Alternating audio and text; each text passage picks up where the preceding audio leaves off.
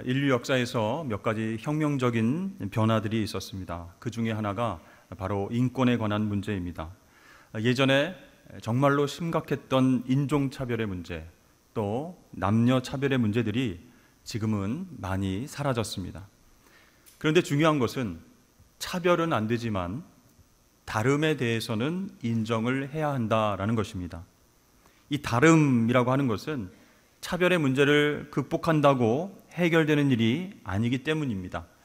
예를 들어서 백인과 흑인과 아시아인과 히스패닉계 이렇게 인종별로 차별이 있어서는 안 되지만 각자 다른 문화 배경에서 살아왔기 때문에 생기게 되는 다름, 차이, 그것은 우리가 인정을 해야 된다는 것이죠. 만약에 나는 인종차별 안 합니다 라고 말하면서 문화적인 차이로 인한 다름을 인정하지 않는다면 그것은 또 다른 차별이 되는 것이죠. 우리가 복음이라고 하는 변치 않는 진리를 전할 때에도 그 나라, 그 민족의 관습과 문화를 아예 무시할 수가 없습니다.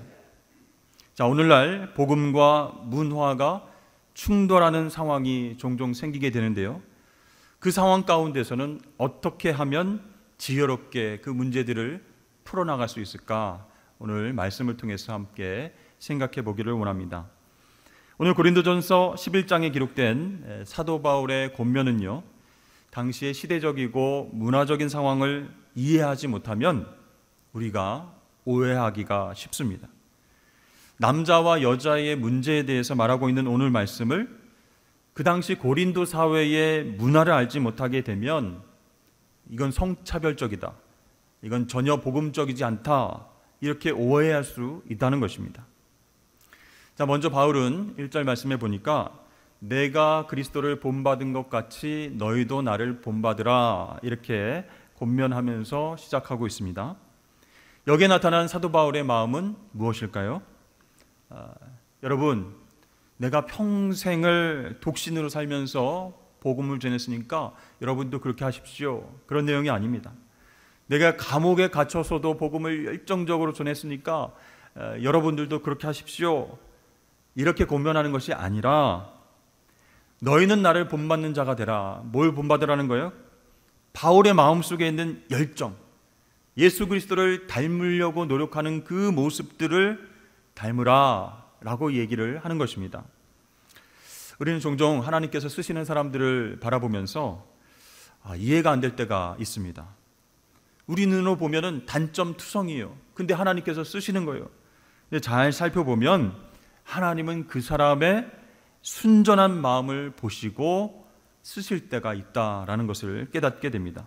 그러므로 우리 신앙생활에 있어서 중요한 것은요, 예수 그리스도를 닮아가려고 하는 마음입니다. 어떻게 하면 주님을 닮아갈 수 있을까? 열정을 가지고 노력하는 그 모습이에요. 그렇게 결단하고 그렇게 실천하려고 노력하다 보면 어느 순간 우리의 모습이 예수님을 닮아가게 됐다라는 것이죠. 사도 바울 역시 처음부터 의로운 사람이 아니었습니다. 예수님의 부르심을 받은 이후에 예수님 닮기 위해서 최선을 다하고 복음을 증거하고 그렇게 사랑하고 섬기다 보니까 이제 교인들을 향해서 자신 있게 얘기하는 거예요. 여러분은 나를 본받는 자가 되십시오. 마태복음 5장에 보면 팔복 이야기가 나오는데 예수님께서 의에 줄이고 목마른 자는 복이 있나니 라고 말씀하셨어요. 근데 만일 이 말씀이 의로운 자는 복이 있나니 라고 했다면 결코 우리에게 축복이 될 수가 없습니다. 왜죠? 누구도 의롭지 않기 때문입니다. 그러나 이 말씀이 우리에게 축복인 이유는 무엇입니까? 복 받는 대상이 의에 줄이고 목마른 자이기 때문입니다. 우리에게 필요한 것은 의의 완성이 아니라는 거예요. 의에 대한 열망, 예수 그리스도를 닮아가려고 하는 그 마음가짐이 더 중요한 줄로 믿으시길 바랍니다. 이어서 사도 바울은 내가 너희에게 전하여 준 대로 그 전통을 너희가 지킴으로 너희를 칭찬하노라 라고 말하고 있어요. 자, 고린도 교인들이 여러 가지 실수도 많이 하고 또 바울에게 질책을 받을 때도 있었지만 기본적으로 말씀에 순종하면서 살아가는 모습을 봤을 때 이 사도 바울의 마음이 너무 기뻤습니다. 이것이 바로 목자의 마음입니다. 목회자인 저에게 큰 기쁨이 있다면 우리 성도들이 하나님 말씀을 기억하고 그대로 순종하려고 노력하는 모습을 볼 때입니다. 신방을 갔는데 우리 성도분이 한 분이 이렇게 얘기를 하시는 거예요. 목사님께서 어느 주일 설교 때 이런 말씀을 하셨습니다. 제가 은혜를 받고 결단해서 지금 이런저런 변화가 생겼습니다. 이렇게 말씀해 주시면 너무나 기쁜 거예요. 제 말이 아니라 하나님 말씀에 순종하기 위해서 애쓰고 있기 때문이죠. 이 제자 훈련 리더와 양육하는 사람의 기쁨도 마찬가지입니다. 동반자가 정말 말씀을 통해서 배운 대로 깨달은 대로 이 말과 행동이 변화되는 것을 볼 때에 너무 기쁜 거예요. 선포된 말씀, 묵상한 말씀, 암송한 말씀을 자신의 삶에 구체적으로 적용하는 그 성숙한 모습을 보면 얼마나 기쁘고 보람된지 모릅니다. 여러분, 목회자는요, 말씀을 선포하죠. 그 말씀을 통해서 성도들에게 도움을 줄 수 있습니다. 그러나 그 말씀을 통해서 직접적으로 삶에서 부딪히고 결단하는 것은 철저히 우리 성도들 스스로 해야 할 몫이라는 거예요. 이 선포된 말씀, 묵상한 말씀을 내 삶에 어떻게 구체적으로 적용하고 살아가야 할 것인가, 그것은 여러분들이 마음을 열고 고민하고 결단해야 될 부분이다라는 것이죠. 그렇게 스스로 결단하고 순종하고 열매 맺는 모습을 볼 때 목회자는 기쁘다, 리더들은 너무나 보람되다라는 것이죠. 사도 바울은 이렇게 먼저 칭찬을 한 다음에 그러나 하면서 이제 남자와 여자의 차이를 말하면서 머리라고 하는 단어를 쓰고 있습니다. 3절에 보니까 그러나 나는 너희가 알기를 원하노니 각 남자의 머리는 그리스도요 여자의 머리는 남자요 그리스도의 머리는 하나님이시라. 자, 여기에서 머리는요 주관자 혹은 질서를 뜻하는 단어입니다. 중요한 것은요, 남자가 여자의 머리다, 여성들은 조용해라, 이것이 아니라 남자의 머리가 예수 그리스도다라는 사실이 더 중요한 거예요. 그러니까 여자가 남자에게 복종하는 것보다 남자가 예수 그리스도께 복종하는 것이 너무나 중요하다라고 하는 질서에 대해서 이야기를 하는 것이에요. 자, 여러분 생각해 보세요. 남자의 머리가 그리스도인데 여자의 머리는 남자가 주관합니다. 따라서 그리스도에게 복종하는 남자가 여자의 머리를 주관하게 되는 것이 질서다라고 얘기를 하는 것이에요. 근데 여성들이 이 말씀을 듣고 기분 나쁘다, 성차별적인 말씀이다, 지금이 어느 시대인데 사도 바울이 이 말씀을 가지고 그렇게 우리 현실에 적용하려고 하느냐, 안 된다, 이렇게 생각할 수 있어요. 그러나 여러분 한번 생각해 보세요. 예수 그리스도에게 복종하는 남자라면 그 남자가 가정의 머리가 되어서 그 가정을 주관해도 되지 않을까요? 그 질서 속에서 가정이 신앙으로 올바르게 세워지고 예수 그리스도가 그 가정의 머리 되심을 다 함께 인정하게 된다면 그건 차별적인 게 아니다라는 것이죠.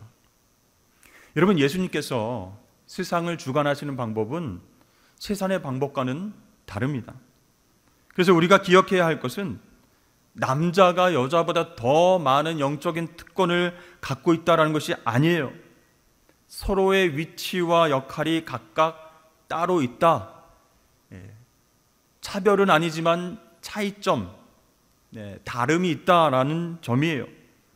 그래서 사도 바울은요, 이 복음이라고 하는 것이 문화의 옷을 입고 전해지기 때문에 그 당시의 관습과 문화를 가볍게 여기지 말고 이렇게 합시다라고 권면을 하고 있는 중입니다. 7절 말씀 보십시오. 남자는 하나님의 형상과 영광이니 그 머리를 마땅히 가리지 않거니와 여자는 남자의 영광이니라. 자, 무슨 뜻일까요? 당시 여자들은요 머리에 수건을 쓰고 두건을 쓰고 자신이 남자의 권위 아래에 있다라는 것을 보여주었어요. 근데 이것은 중요한 의미가 있었습니다. 정숙하고 교양이 있는 여인들은 머리에 수건을 쓰고 외출을 했어요. 이 여자의 머리가 남자이기 때문에 여자는 자기의 머리를 가려야 했습니다. 남자의 영광이 드러나야 하기 때문이에요. 반면 남자의 머리는 그리스도예요. 그렇기 때문에 남자들은 자기를 통해서 그리스도의 영광이 드러나야 되기 때문에 머리를 가리지 않았습니다. 이것이 그 시대 상황 속에서 왜 중요할까요? 당시 고린도에서 정숙한 여자들은 머리를 이렇게 가리고 다녔어요. 그 반면에 노예나 창녀 같은 여성들은 이 수건, 두건을 벗고 다녔기 때문이었어요.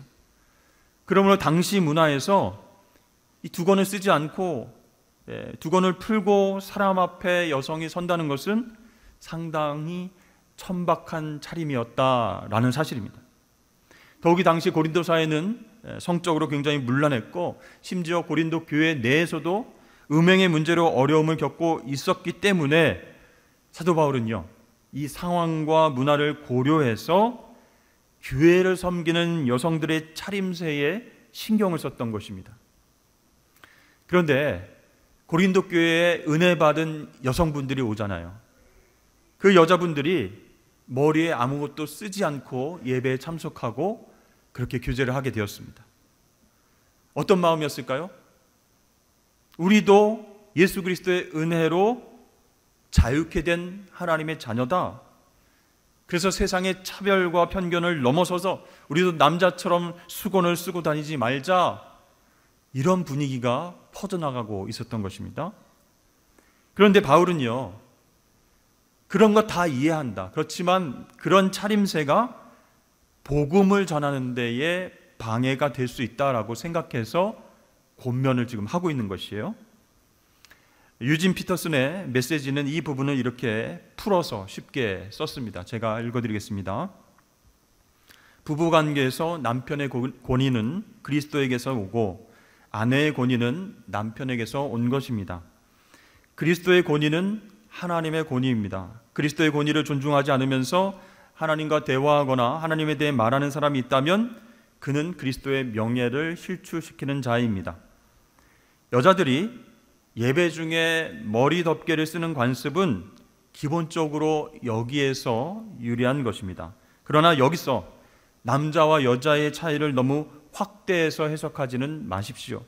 남자나 여자나 누구든지 혼자 힘으로는 살 수 없고 누가 먼저다라고 말할 수 없습니다. 남자가 하나님의 아름답고 빛나는 형상을 반영하여서 먼저 지어진 것이 사실이지만 그때 이후로 모든 남자는 여자에게서 나왔습니다. 사실 모든 것이 하나님께로부터 온 것이니 누가 먼저냐라고 하는 것을 따지는 일은 이제 그만둡시다. 이렇게 쉽게 해석을 했습니다. 그러니까 사도 바울은요, 성경적으로 여자는 남자에게서 나왔지만, 아담의 갈비뼈를 통해서 나왔지만 그 이후에 모든 남자는 여자의 태중에서 나왔다라고 얘기하는 거예요. 그러니까 남자와 여자 중 누가 더 우월한가 따지지 말자는 것입니다. 그리스도 안에서 우리 모두가 하나이고 모두가 하나님께로부터 났기 때문에 우리는 상호 의존적인 관계다라고 말하고 있는 것이죠. 그렇습니다. 사도 바울은 남녀 차별을 말하는 것이 아니라 이 남녀의 다름, 기능적인 차이를 말하면서 남녀가 서로 도와가면서 조화를 이루고 살아가야 된다라고 이야기를 하는 것이죠. 오늘 11절과 12절 말씀 보십시오. 그러나 주 안에는 남자 없이 여자만 있지 않고 여자 없이 남자만 있지 아니하니라. 이는 여자가 남자에게서 난 것 같이 남자도 여자로 말미암아 났음이라. 그리고 모든 것은 하나님에게서 났느니라. 아멘. 그러니까 이 권면을 통해서 사도 바울이 정말 중요하게 생각하고 있는 것은 무엇일까요? 바로 복음을 전하는데 무엇이 유익한가? 거기에 있었습니다. 그러니까 고린도 교회에서 복음을 전할 때 여자들이 두건 쓰는 것은 매우 중요한 일이니 그것을 깨려고 하지 말자라고 당부를 하고 있습니다.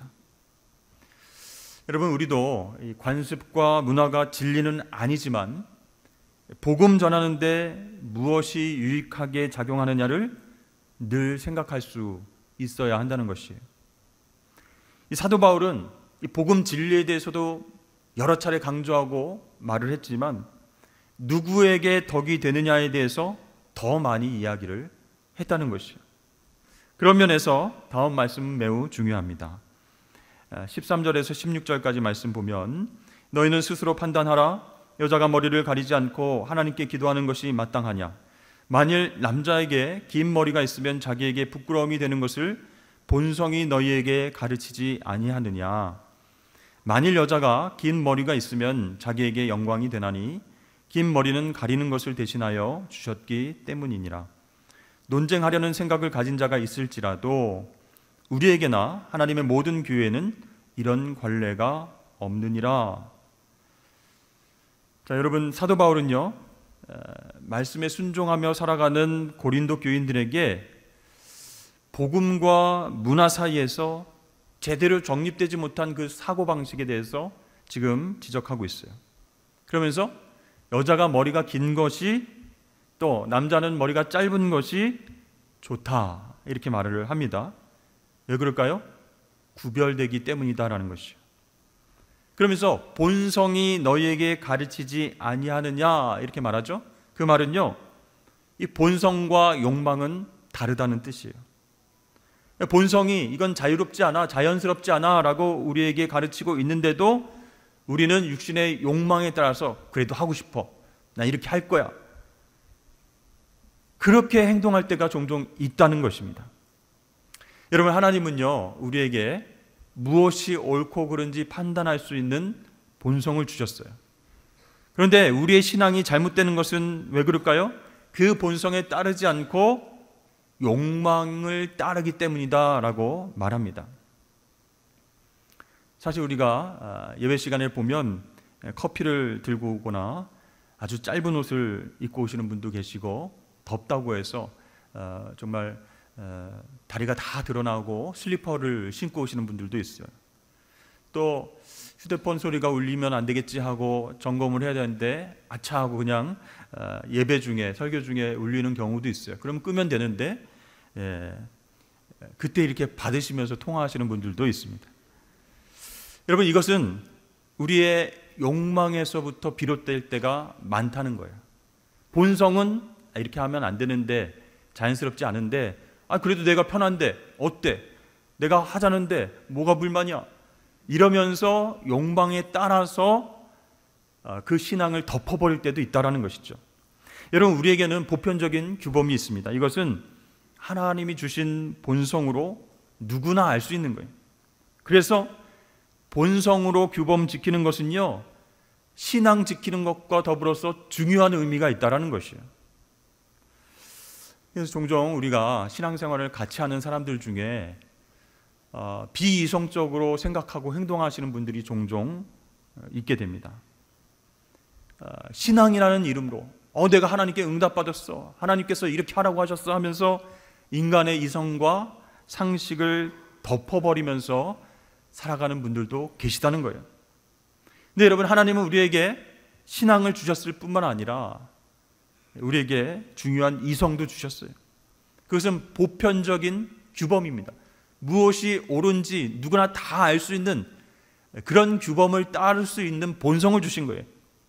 그래서 그 규범을 가볍게 여기지 말아야 우리가 전하는 복음의 정신도 훼손되지 않는다라는 것이죠. 요즘 서울 근방에 이제 청년들을 대상으로 클럽에서 예배를 드리는 목사님들이 있습니다. 그곳에서 술 먹고 춤추고 그런다는 얘기가 아니고, 강대상이 없고 또 술은 먹진 않지만 이제 라운드 테이블에서 편안하게 예배를 드리고, 이 목사님들이 양복을 입지 않고 편안한 옷을 입고 이제 예배를 인도하는 거예요. 여러분, 이것이 보편적입니까? 그렇지는 않죠. 보편적이지는 않습니다. 그런데 만일 그 목사님이 나는 특수한 사람들을 위해서 청년들을 대상으로 해서 그들을 대상으로 목회를 하기 때문에 보편적인 것을 버리고 특별하게 목회하기로 하나님 앞에 결단했습니다 라고 말을 한다면 그것은 선교적인 결단이다 할 수 있습니다. 그러나 이 보편적인 것을 깨는 이유가 나의 편의를 위해서라면, 나의 만족을 위해서라면 하나님께서 기뻐하시지 않는다라는 점이죠. 그래서 여러분, 두건을 쓰느냐 안 쓰느냐, 남자가 머리냐 아니냐, 그 문제를 가지고 고린도 교회에 논쟁이 있었을 때 사도 바울이 이렇게 권면하는 거예요. 만일 여성분들이 우리 교회에 왔을 때 두건 쓰지 않은 그 부분 때문에 아직 교회에 나오지 않은 사람들이 저쪽 교회를 가면은 부정한 여자가 나와서 출석을 해, 이렇게 해서 교회에 오기를 꺼린다면, 즉 복음 전하는 데 장애가 된다면 우리가 그 규범을 지켜주면 되지 않겠습니까? 이렇게 이야기를 하는 것이에요. 말을 조련하는 사람이 있었습니다. 근데 그 사람은 언제든지 자신이 기르는 말 중에 어떤 말이 이길지 100% 알아맞히는 사람이었습니다. 사람들이 신기해서 어느 날 궁금해서 물어봤습니다. 당신은 어떻게 흰 말과 검은 말 중에서 이기는 말을 그렇게 정확하게 맞힐 수 있습니까? 비결이 뭡니까? 물어봤어요. 그러자 그 사람이 너무나 쉽게 대답을 했습니다. 이 흰 말을 이기게 하려면 일주일 전부터 검은 말에게는 먹이를 주지 않습니다. 그리고 검은 말을 이기게 하려면 일주일 전부터 흰 말에게 먹이를 잘 주지 않습니다. 비결은 간단했던 거예요. 여러분, 우리 마음속에 흰 말과 검은 말이 있다면 과연 어떤 말이 승리하기를 여러분 원하십니까? 우리가 선택해서 흰 말에게 더 먹이를 줄 수도 있고 검은 말에게 더 먹이를 줄 수도 있는 거예요. 여러분, 우리가 진리대로 살기를 원한다면 우리 욕망에게 먹이를 많이 줘서는 안 된다는 것이에요. 여러분, 욕망을 굶기고 욕망에게 먹이를 주지 않으면 진리가 이기게 되어 있습니다. 저와 여러분, 하나님 말씀에 순종하고 보편타당하고 올바른 신앙생활을 하기를 여러분 바라십니까? 우리 신앙을 통해서 하나님의 아름다운 덕이 세워지기를 원하십니까? 그렇다면요, 본성으로 알 수 있는 덕스럽지 않은 일들에 먹이를 주지 말아야 된다는 거예요. 그런데 욕망 때문에, 욕심 때문에 난 이게 편해, 난 이렇게 살 거야 라고 계속 그 욕망에게 먹이를 주면 진리에 따라, 복음에 따라 살아갈 수가 없게 되는 것입니다. 여러분, 진리는요, 어려운 것 같지만 한편으로는 쉽습니다. 진리가 어려워지는 이유가 무엇일까요? 우리가 진리대로 살지 않고 욕망대로 살려고 하기 때문에 진리가 무엇인지를 알면서도 어렵다 생각이 되어지는 거예요. 그래서 사도 바울은요, 계속해서 고린도 교회 교인들과 오늘날 우리들에게 질문을 던지고 있습니다. 여러분들의 삶 가운데서 무엇이 덕을 세우는 일입니까? 무엇이 하나님의 영광을 위해서 좋은 지혜로운 방법입니까? 라고 묻고 있는 것이에요. 여러분, 사실 교회 안에 정말 신앙이 아름답고 성숙한 사람들만 다 있었으면 좋겠는데 그게 아닙니다. 그렇기 때문에 여러 가지 문제가 생길 수가 있어요. 사람 때문에 받는 상처도 많이 있습니다. 사실 교회 안에서 일어나는 여러 문제들 가운데에 진리의 문제보다 더 무서운 것이 무엇인가? 바로 욕망에 대한 문제라는 것이에요. 내가 이 욕망을 이 교회 안에서, 공동체 안에서 실현하고 싶다, 이런 욕망의 먹이를 많이 준 사람들 때문에 진리를 따르려고 하는 사람들과 하나 되지 못하고 상처 주고 싸우게 되고 분열하게 되는 안타까운 모습이 생기게 된다는 것입니다. 그러므로 여러분, 예배 시간은 너무나 우리에게 중요한 거예요. 이 예배는 하나님 앞에서 우리의 신앙을 점검할 수 있는 그런 귀한 시간이기 때문이에요. 진리의 성령께서 우리 가운데에 임재하셔서 진리와 욕망을 분별할 수 있는 마음을 주십니다. 또한 그 욕망에 쉽게 무너지지 않는 사람이 될 수 있도록 성령 하나님께서 도와주시는 줄로 믿습니다. 그렇기 때문에 예배가 중요한 것이고 훈련이 중요한 것이고 섬김이 중요한 것이에요. 그 모든 것들을 통해서 우리는 과연 하나님께서 기뻐하시는 일이 무엇일까? 정말 덕을 세우는 일이 무엇일까? 그것을 고민하고 생각하면서 성숙의 길로 나아갈 수 있다는 것입니다. 사랑하는 성도 여러분, 우리가 신앙생활하면서 복음과 하나님의 영광을 우선적으로 생각한다면 사람들 사이에서 생겨나는 차이를 인정하시고요, 그 다음에는 무엇이 덕을 세우는 길인가 고민하고 말하고 행동하실 수 있기를 바랍니다.